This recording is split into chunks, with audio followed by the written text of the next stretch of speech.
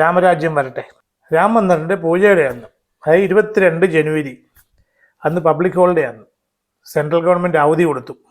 നമ്മളിങ്ങനെ ഭാരതം ഇങ്ങനെ സെക്യുലറിസം കയറി കയറി കയറി കയറി കയറി അതങ്ങ് എവിടെയൊക്കെ എത്തിക്കഴിഞ്ഞു. ഇന്നത്തെ പത്രത്തിലൊരു കാര്യം കണ്ടു. എനിക്കത് കണ്ടിട്ട് ചിരിക്കണോ കരയണോ അതോ ഒരു കല്ലെടുത്തിട്ട് തലക്കിട്ട് ഇടിക്കണോ ഇങ്ങനെയൊക്കെ അങ്ങ് തോന്നിപ്പോയി.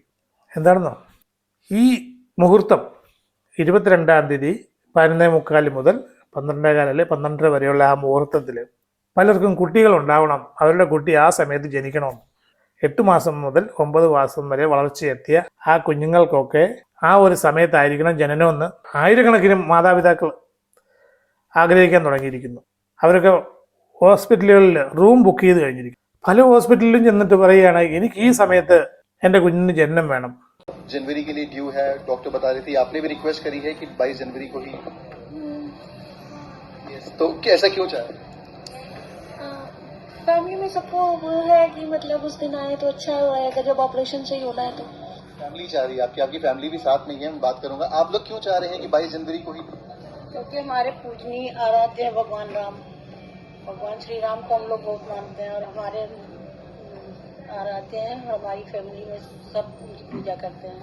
पूजा कर हाँ, तो हम लोग यही चाहते हैं कि उनके दिन में आ जाएगा, उनका उस दिन उनकी स्थापना होगी, उस दिन हमारा घर में बच्चा जो आएगा तो वो उसी दिन का माना जाएगा, वो भी भगवान का अंश माना जाएगा। Many expectant couples across the city are adjusting the due dates, all in the hopes of a Muhurat delivery coinciding with the Pran Pratishtha of Ayodhya's Ram Temple on January 22. ചില കേസുകളിലൊക്കെ ഉണ്ട്, അവർ പറഞ്ഞു ശരിയാണ്, ആ ദിവസമാണ് നിങ്ങളുടെ കുഞ്ഞുണ്ടാകാൻ പോകുന്നത്. അവർക്ക് സന്തോഷം. അതല്ല, അതിനെക്കുറിച്ചല്ല പറയുന്നത്.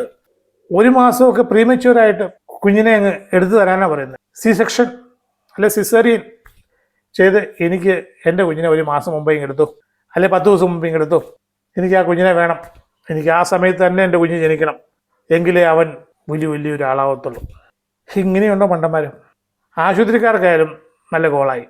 എനിക്ക് തോന്നുന്നത് ഈ മുഹൂർത്തം നോക്കി ഡെലിവറി എടുക്കുമ്പോഴത്തേക്കും അവർ നല്ല പ്രീമിയം പൈസ ചാർജ് ചെയ്യുമെന്ന് എനിക്ക് തോന്നുന്നു. സാധാരണ ഒരു സിസേറിയനൊക്കെ 40,000 50,000 എന്നൊക്കെ പറയുന്നത് കേട്ടിട്ടുണ്ട്. ഇവന്മാർ മിക്കവാറും 4-5 ടൈംസ് ചാർജ് ചെയ്യും, ഉറപ്പാണ്. എന്തായാലും കൊള്ളാം.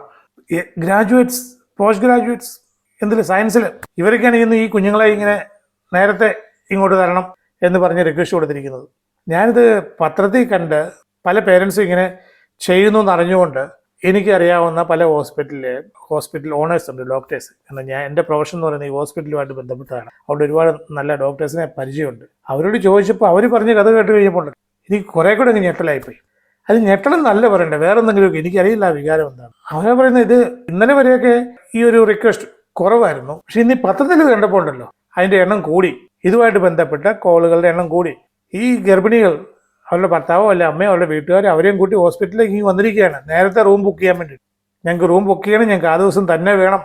ഇപ്പം ഒരു ഡോക്ടർ ചിരിച്ചുകൊണ്ട് പറയുമായിരുന്നു, ഇവർക്ക് വേണ്ടി സെപ്പറേറ്റ് കൗണ്ടർ തുറക്കേണ്ടി വരുമെന്ന് എനിക്ക് തോന്നുന്നു.